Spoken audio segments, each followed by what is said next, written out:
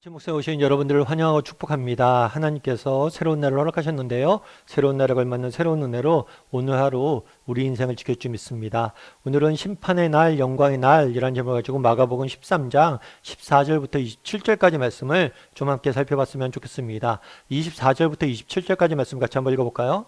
그때에 그 환란 후 해가 어두워지며 달이 빛을 내지 아니하며 별들이 하늘에서 떨어지며 하늘에 있는 권능들이 흔들리리라.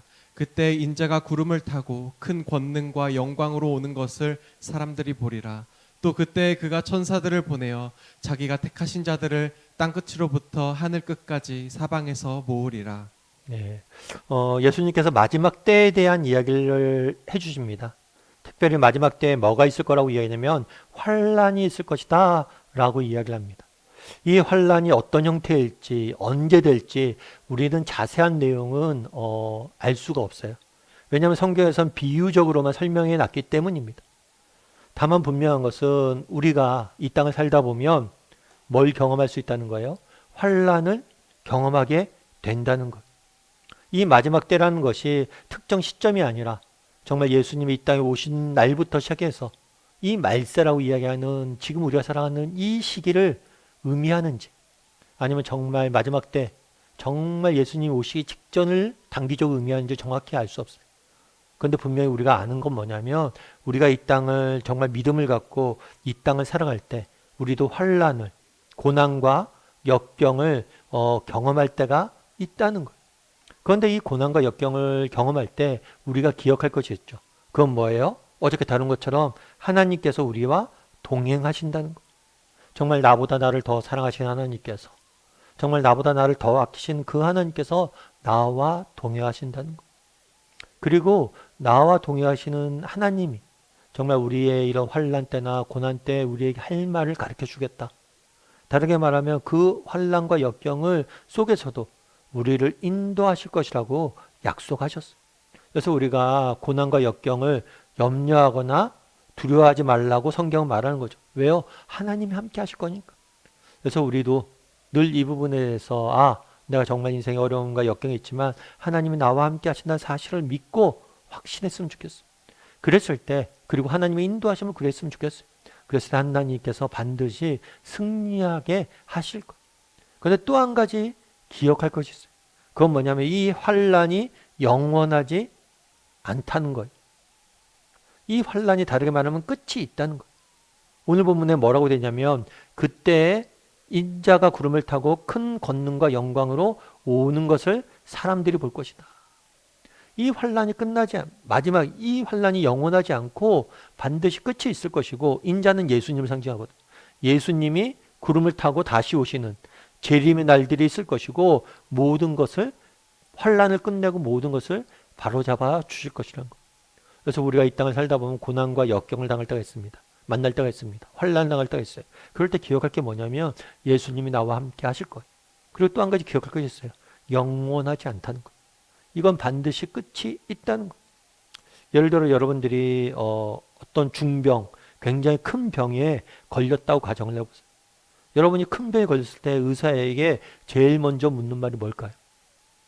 의사 선생님, 이거는 고칠 수 있나요?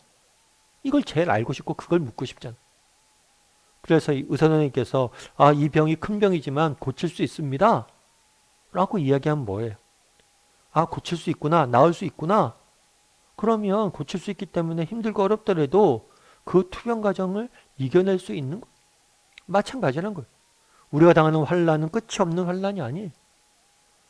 정말 고칠 수 있는 병이고 끝이 있는 고난이고 정말 끝에 영광이 기다리는 고난임을 너희가 알아야 된다는 거예요. 그리고 언젠가 정말 우리 주님이 이 환란의 끝자락에서 이 모든 것을 끝내시고 우리 주님이 바로 잡아주실 것이고 우리의 눈물과 수고와 땀에 대해서 정말 칭찬해 주실 거라는 거예요. 그 사실을 잊지 말라는 거예요. 특별히 오늘 본문에 보면 이렇게 이야기하죠. 인자가 구름을 타고 큰 권능과 영광에 오는 것을 사람들이 보리라. 너희가 보게 될 거라는 거예요. 하나님의 영광을, 정말 하나님의 다시 오신 그날을 보게 될 것이다. 이 모든 환란이 끝나고 하나님의 영광 가운데 임하신 걸 보게 될 것이다. 그 확신을 갖고 나아갔으면 좋겠어요. 그래서 우리가 이 땅을 살면서 정말 고난과 역경을 만날 때가 있습니다. 그럴 때 우리가 기억할 것이 있어요. 그건 뭐예요? 우리 주님이 나와 동행하신다는 거. 그리고 나를 이기게 할 거란 거. 그리고 또 한 가지 기억할 것이 있어요. 이건 영원하지 않다는 거. 이건 끝이 있고 언젠가 하나님께서 바로잡아 주실 것이고 정말 이 어려움 중에도 내가 믿음을 지키면 하나님께서 뭘 할 것이다? 하나님께서 반드시 내 인생을 칭찬해 줄 것이다. 그럼 우리의 문제는 뭘까요? 우리의 문제는 이 끝이 있다는 사실을 너무 자주 잊어버리는 거예요.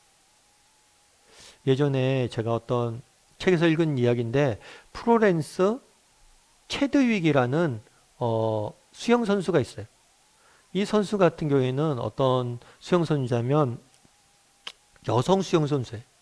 그래서 영국과 이제 프랑스를 잇는 그 해협을 최초로 수영해서 건넌 여성이에요.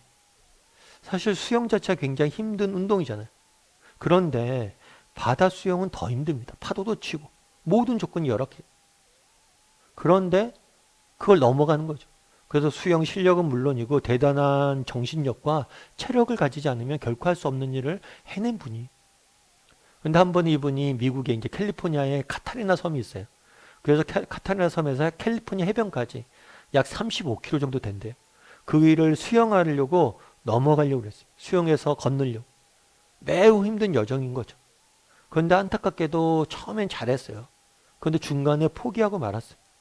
실패한 거죠. 근데 더 안타까운 게 있어요.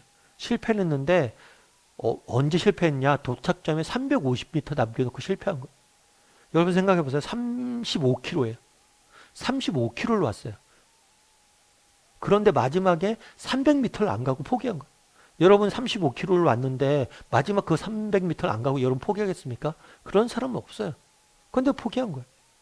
왜 포기했냐고 그랬더니만 뭐가 그렇게 힘들었냐고 그랬더니만 그 사람이 그런 얘기를 했어요. 뭐냐면 추위 때문이 아니었다. 파도 때문이 아니었다. 정말 배가 고파서 그런 것도 아니었다. 내가 실패한 이유는 뭐냐면 안개 때문이었다. 그날 이렇게 도전하는 날 안개가 너무 많이 낀 거예요. 그래서 앞이 안 보인 거예요. 앞이 안 보이니까 끝이 있는지 없는지도 모르고 어디가 끝이 있는지도 안 보이니까 중간에 포기했다는 거예요. 그러면서 이 이야기를 통해서 주고자 했던 건 뭐냐면 끝이 중요하다. 종착점을 볼 수 있는 게 중요하다는 거예요. 그래서 그 다음에는 이 사람이 이제 다시 도전할 때 뭐랬냐면 안개로 인해서 종착점이 안 보이더라도 그거를 감으로 익히는 훈련을 했다는 거예요. 여러분 우리도 마찬가지라는 거예요. 정말 우리가 기억할 것이 있어요. 끝이 안 보일 수도 있어요. 안개 때문에. 그런데도 기억할 것은 뭐냐면 분명히 끝이 있다는 거. 이 모든 것이 끝이 있다는 거. 비록 내 눈에 지금 당장 보이지 않는다 할지라도 이것이 영원할 것처럼 느껴진다 할지라도 끝이 있으면 우리가 분명히 확신할 때 우리는 포기하지 않을 수 있는 거예요. 우리는 믿음을 끝까지 지킬 수 있는 거예요. 그날에 뭐라고 이야기합니까? 너희가 인자가 오는 것을 보게 될 것이다. 여러분 오늘날 우리가 이 땅을 살면서 고난과 역경이 있습니다. 하지만 이것은 영원하지 않습니다.